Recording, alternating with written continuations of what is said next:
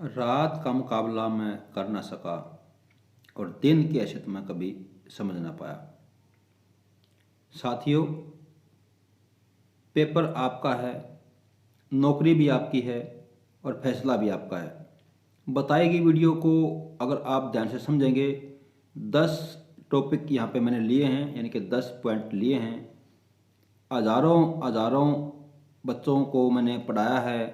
25 साल तक मैंने लाखों किताबों को पढ़ा है और उसके बाद मैंने बहुत सारी चीज़ें निकाली हैं जो एग्ज़ाम के लिए काफ़ी महत्व रखती हैं, ख़ास करके एग्ज़ाम के नज़दीक नज़दीक के दिनों में।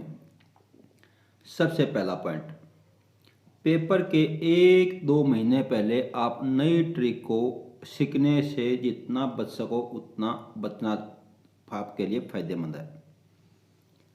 दूसरी बात, पेपर के जितना हो सके, जब जैसे जैसे आप नज़दीक जाओगे एग्ज़ाम के, जितना आप पेपर के नज़दीक जाओगे, वन लाइनर क्वेश्चंस को जितना आप रिवाइज करना चाहोगे उतना ही आपके लिए महत्व रखेगा। और हो सके तो आप पॉडकास्ट सुनो। पॉडकास्ट का मतलब होता है ऐसी वीडियो जिसमें वन लाइनर को बोल बोल करके आपको बोला जाता है, उसको आप बजा करके छोड़ दो और सुनते रहो बस। यहाँ जाओ वहाँ जाओ कहीं भी जाओ, उसको आप बजा के रखो। तीसरी बात, परीक्षा के अंतिम 30-40 दिन में सिर्फ ऑनलाइन क्विज लगाओ। सिर्फ ऑनलाइन क्विज लगाओ। वेबसाइट पे जाओ, ऐप पे जाओ, कहीं भी जाओ, पेड कोर्स लो, फ्री कोर्स लो, कहीं भी जाओ, ऑनलाइन प्रैक्टिस सेट लगाओ या प्रैक्टिस पेपर लगाओ।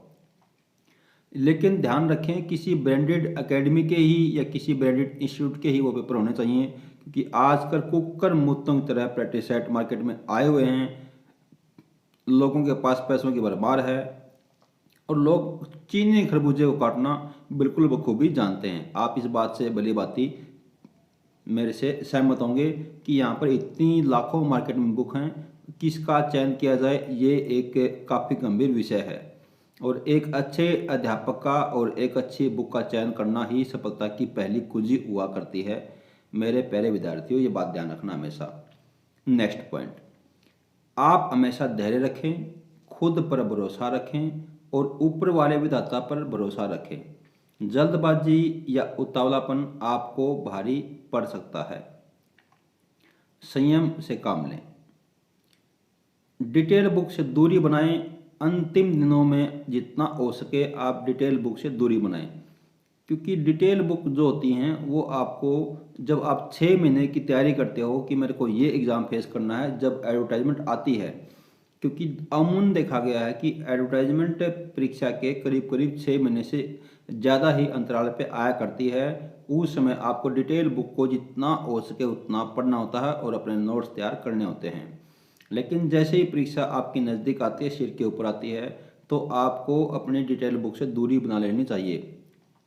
अपने नोट्स का रिवीजन कीजिए, जितना हो सके अपने नोट्स बनाए हैं तो उसका रिवीजन कीजिए। और अगर नोट्स नहीं बनाए हैं तो एमसीक्यू बुक से आप अभ्यास कीजिए, जितना भी हो सके एमसीक्यू बुक से अभ्यास कीजिए। मार्केट में 3 बुक आती हैं, डिटेल बुक, एमसीक्यू बुक और वन लाइनर बुक। जितना हो सके आप एमसीक्यू बुक से अभ्यास कीजिए, गलत क्वेश्चन को मार्क कीजिए और उसका जितना भी हो सके नियमित अंतराल पर दोहराई कीजिए, उसकी अभ्यास कीजिए। बहुत ज़्यादा पढ़ने से बहुत बेहतर रहता है कि 1000 गुना बार पढ़ने से अच्छा है कि आप एक ही टॉपिक को 1000 गुना बार पढ़ दो। यानी कि 1000 बुक पढ़ने से अच्छा है आप एक ही बुक को 1000 बार पढ़ दो। क्योंकि क्या होता है कि पढ़े हुए को आप रिवाइज कीजिए, उससे आपको एग्ज़ाम में मेमोरी मिलती है। उसका पॉइंट बताऊंगा नेक्स्ट आपको।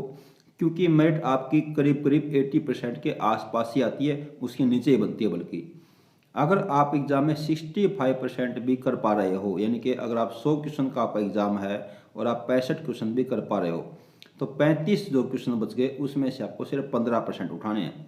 यानी कि 35 क्वेश्चनों में से आपको 15% यानी कि 15 क्वेश्चन उठाने हैं। और 35 में से 15 का तुक्का तो ओबियसली वैसे भी लगता है, जैसे कि 4 ऑप्शन के हिसाब से बात करूँ तो। मेरी बात समझ रहे हो आप? आपको क्या करना है, इसके लिए आपको अभ्यास करना है कि किस विषय पर किस प्रकार के आंसर होते हैं। आपको हमेशा फोकस करके रखना है कि किस विषय पर किस तरीके के आंसर हुआ करते हैं। आपको 4 ऑप्शन दिए जाएंगे। 4 ऑप्शंस में से आप इजीली 2 ऑप्शंस को क्या करो, एलिमिनेट कर दो।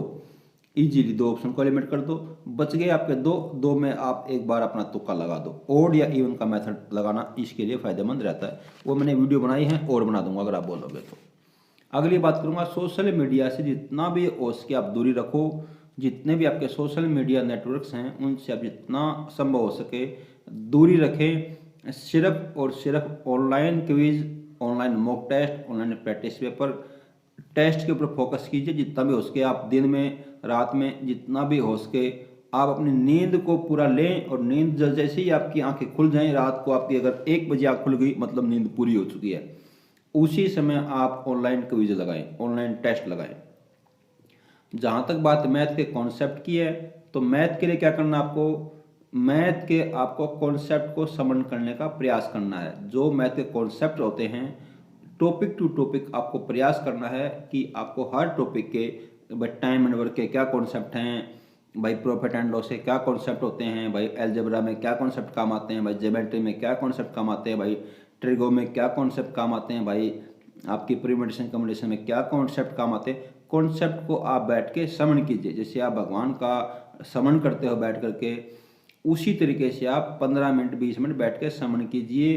प्रत्येक टॉपिक के 2-3 क्वेश्चन का आप हर रोज अपने आप टेस्ट लगाओ, विषयवार पकड़ कर के आप क्या करना है। अगर आपके सिलेबस में 25 टॉपिक आते हैं तो आपको कम से कम 50 क्वेश्चन तो कम से कम आपको, नहीं तो आपको कम से कम 100 क्वेश्चन तो डेली करने हैं। हर टॉपिक के 2 क्वेश्चन 3 क्वेश्चन आपको जरूर करने हैं। और ऐसी मार्केट में बुक भी अवेलेबल है जो आपको इस तरीके के टेस्ट उपलब्ध कराती हैं, और ऐसी यूनिक बुक होती हैं, आपको सब जगह ऐसी बुक्स नहीं मिलती। अगर आपको रिक्वायरमेंट है तो आप कमेंट कर दीजिएगा, मैं आपको सजेस्ट कर दूंगा।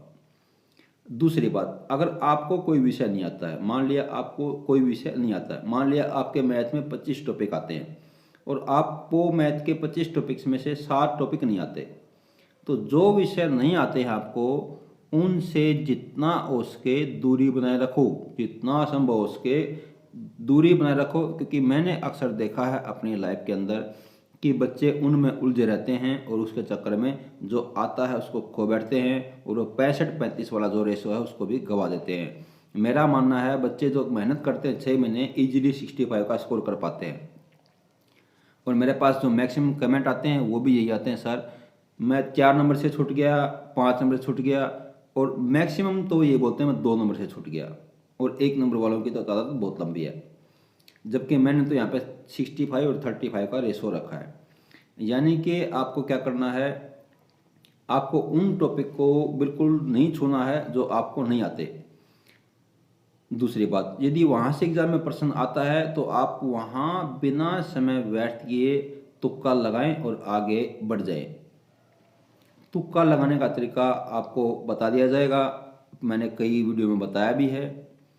करंट अफेयर के बारे में बात करूंगा इसके बाद, क्योंकि ये छोटी सी वीडियो में बना रहा हूँ आपको एक सुझाव देने के लिए। आपका पेपर है, आपका भाग्य है, आपका चुनाव है, आपको क्या अच्छा लगेगा वो आपको करना है। मेरा काम सिर्फ बताने का है, आप मेरी बात से सहमत हो सकते हो, नहीं हो सकते भी हो। करंट अफेयर की बात करूंगा। करंट अफेयर के केवल उन्हीं विषयों को केंद्रित करना चाहिए, करंट अफेयर्स के केवल उन्हीं विषयों को केंद्रित करने का प्रयास कीजिए जहां पिछली परीक्षाओं में परीक्षक का ध्यान केंद्रित रहा है। मेरी बात को समझो, पिछले 6 महीने के परीक्षा पेपर के सभी क्वेश्चन को समझ कर लेना और उनको अपडेट करना अति अनिवार्य विषय है। मतलब ये है, मान लिया आप हरियाणा ग्राम सचिव का एग्जाम देने जा रहे हो और अभी रिसेंट हुआ दिल्ली पटवारी का एग्जाम, तो आपको दिल्ली पटवारी के एग्जाम में जो भी करंट अफेयर के क्वेश्चन आए हैं और उनसे संबंधित जो क्वेश्चन बन रहा है आपको उसको अपडेट कर लेना अति अनिवार्य है। इसके अलावा और भी बहुत टॉपिक हैं, लेकिन ये मैंने आपको मेन जो विषय हैं वो बताए हैं। मैंने बहुत सारे बच्चों को पढ़ाया है और उनको ठोकरे खाते भी देखा है, और बहुत सारे बच्चे मैंने ऐसे भी देखे हैं जो एक ही बार में सरकारी नौकरी पा गए और आज अपनी ज़िंदगी के वो असली मायने जी रहे हैं, ज़िंदगी के जो मायने होते हैं। भगवान से दुआ करूँगा कि अब की बार आप भी सफलता हासिल करो, और आप सफलता हासिल करने के बाद रिजल्ट आए तो आप एक कमेंट हमारे चैनल पे आकर जरूर करना। तब तक के लिए अलविदा लेता हूँ। जय हिंद, जय भारत।